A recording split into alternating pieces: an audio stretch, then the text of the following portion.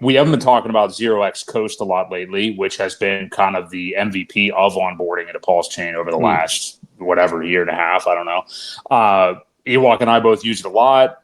Love it. I do wish the CST token were $1 usually and not 98.5 cents, but I know that's something that they're working on, which we're going to get to. But it's another. I don't think it can be understated how great of a way that is to get into PulseChain. Not because of the easiness of it, especially if you have an Old Glory bank account that you can just hook up right to their protocol, use the Old Glory Pay app, and send literally fiat right onto their platform.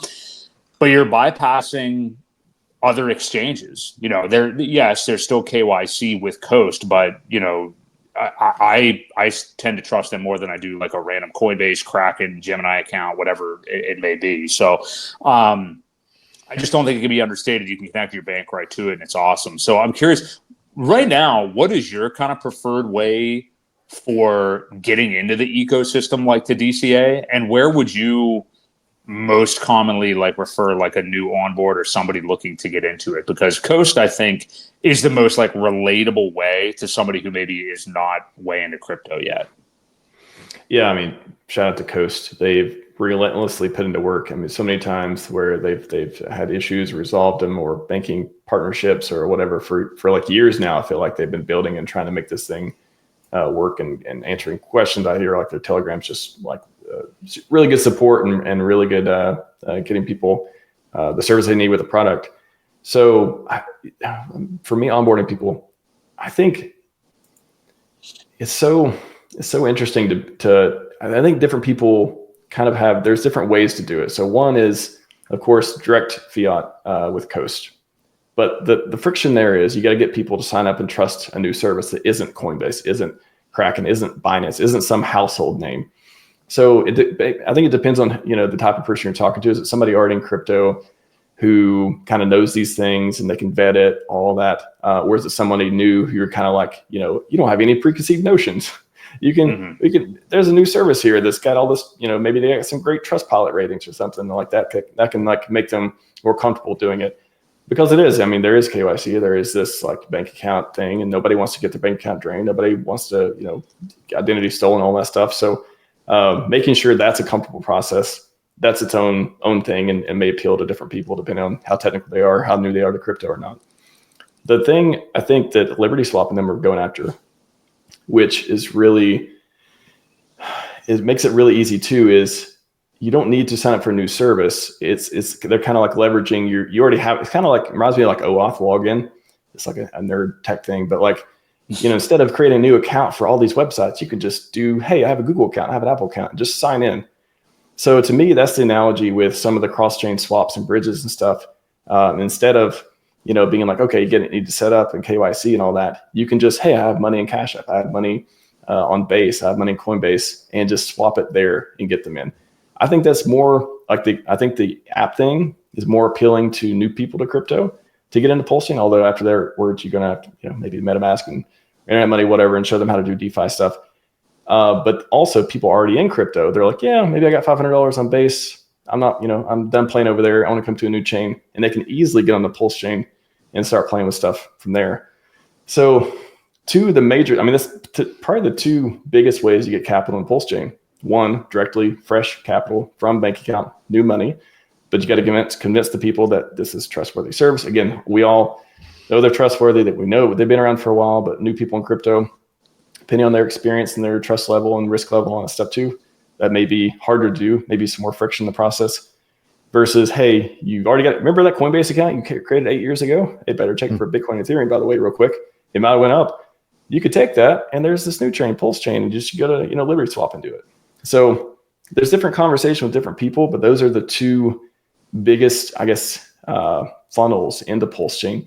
And we need both of them. We need native stablecoins. We need direct bank account. Ramp.io. I think it's not available in America right now. Hopefully that'll change too. But we need more of the, hey, I have money, I want to get in PulseChain. And we also need to make it super easy to be I have money in crypto, I need to get it to PulseChain. So there's two different ways to approach it, but both of them are super important that we need. Those are great. Shout out to both of the teams, all the teams doing stuff like that. Agree. Ewok, I know you had a real quick question on Coast on what they're doing as well right now. Yeah. So how familiar are you with the Tide protocol, Max? That's the I've heard of Tide. It's a Elks Coast protocol, right? Yes. So basically, what it is, it's another fork of what was it? Was it Maker? I'm not sure Maker. what it is actually. Not Maker. Aave maybe. Either way, it's a balancer. I'm sorry, it's a balancer fork. So their theory behind it was that they could, because as he said earlier, the CST token often sits around 98.5, 99 cents, which, you get a lot of it and you exchange it, you're losing, a penny a dollar pretty much. So they're going to use this balancer as a way to do loans and combine tokens like CST, USDL, what was the other one? The HexDC, and there's one more. I forget which one they PDI. said. I think it wasn't PDI. Okay. Nice try, but either way, chat's gonna go nuts now. Yeah, well, they're already talking about it. I saw that, and we will answer that question. Anyway, we can't answer that, but so originally Stoic had made the post, and I don't know if you saw it or not, but I'm gonna pull it up here. I have not. No, yeah. Right now, this was a couple weeks ago. A couple weeks ago, it was brought up, and let me zoom in here so people can see it a little bit. But it said, if we removed sell and burn and replaced them with forced borrowing against your Pulse assets using the liquidity forks, would you stop using our product? In effect, you would only ever to be able to off-ramp 90% of the value you wanted to. So instead of the sell and burn feature, they were talking about a forced loan. So, I think he was just getting to feel the pulse for the whole thing and how people felt about it. Obviously, there was a lot of pushback that said, well, we would stop using you because, if we want to sell completely, we would want to do that and we would just use a different route. I think their thought was, well, it reduces a lot of sell pressure. And I think Coffee was one that had also then brought up down here. Yeah, he said here, I think lots of potential high net worth people would want it as advertised. Exiting tax-free via forced liquidation would be appealing to people such as myself, which is another interesting take, right? I know there are some jurisdictions where a forced liquidation results in zero tax implication. So even though you're only getting 90% of your worth, it's tax-free. So to some people, that would be attractive. So I just wanted to get your thoughts on that whole thing. Like I said, this is several weeks ago. This was June 24th or so. And I think there was enough pushback where they said, well, okay, fair enough. We'll give you the choice. But what are your thoughts on that? I mean, my first instinct when I just think about, because I've spent a lot of time I consider myself a dev, but I've created products, I've code, I've thought about a lot about UI over time and making everything frictionless as possible. Go Real DeFi, literally big button, click, go to thing. Mm-hmm. I'm really conscious about making it not confusing and not even the terms and language and all that stuff too. Yeah, for this, I don't know. I'm trying to fast forward to and be like, okay, I want to onboard somebody using 0x Coast, and could I tell them that, yeah, you can just, you can put money in, you get the stable coin, you buy whatever you want. And when you want to get out, you do the burn. You burn the stable coins. And I guess that's the function that puts it into your account. Yep. Yeah. Even that's like sell and burn. Even the language there is kind of you have to learn what they mean in a certain way too. Mm-hmm. So, but would you be able to say that, or you'd be like, oh, I mean, it kind of works that way, but I'll show you.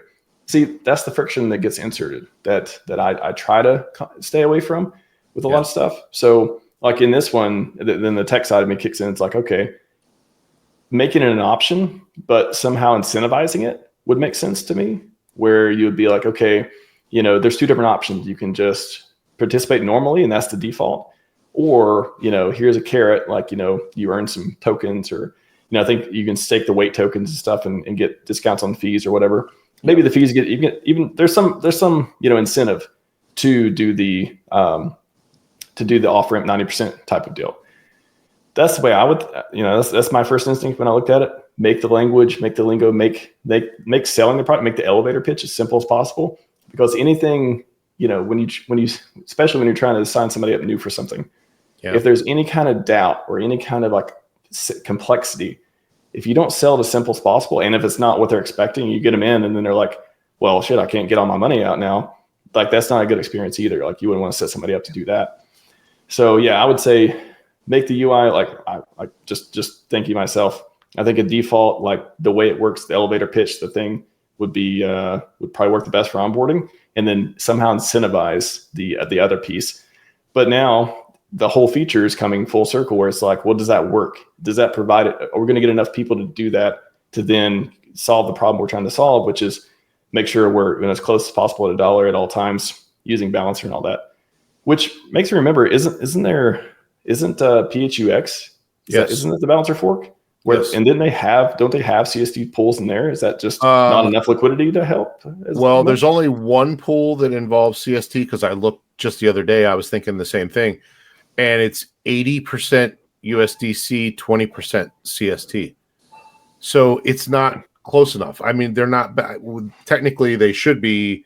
If it is $1 and it costs you $1 to get it, it should be, as far as I'm concerned, balanced with USDT, USDC, and DAI.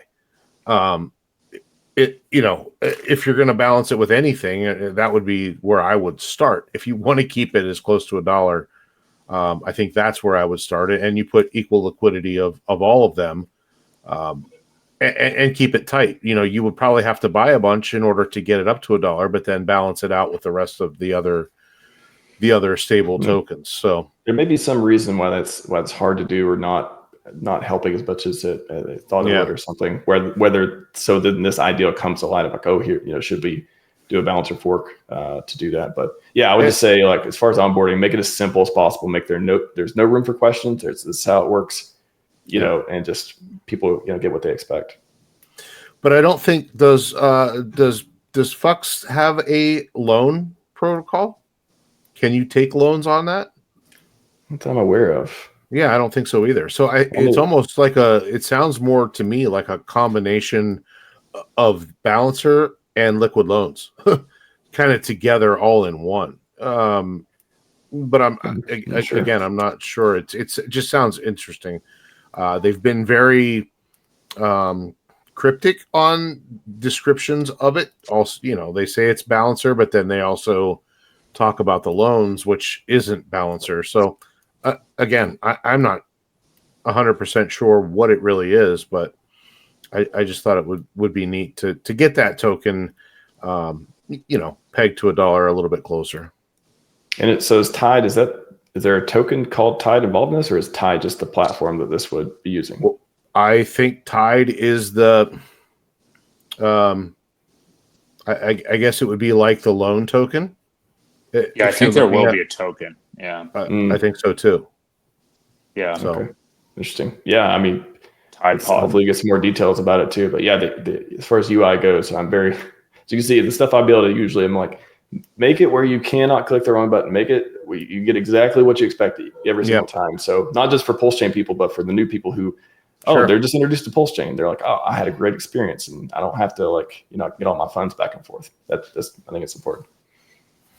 Very similar to RH himself. RH Max, likes the simplicity. So good stuff. Bitfinesse made a comment here earlier that I wanted to touch on too. And I know I said some jurisdictions do that, but most of them, if you get a loan, he's completely right. If you get a loan, that's tax-free. If it liquidates, that becomes a taxable event. But I know there are some jurisdictions where the liquidation isn't. But I'm pretty sure in most of the United States, if you become liquidated, that does incur a taxable transaction. So he did mention that, and I wanted to bring it up too. Not so that people weren't confused that it's tax-free everywhere.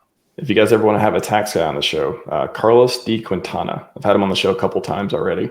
He's really good. I think he does like financial advisor stuff, tax advisor. Every time there's new taxing crypto, I've had him on the show like a few times. So if you ever want to have him on I think I probably even have clips of him talking about liquidations and all that stuff too. And, Yeah. of course, back in the day when the sacrifices and all the different strategies and stuff on that, he's really good. So. Awesome. I know Corey Geary has a guy that helps him with the crypto tax. Chris something. I think his name's Chris. Yeah, I think his name's Chris. They're pretty good too. So there's a lot of people with a lot of knowledge that isn't me. So definitely check with them.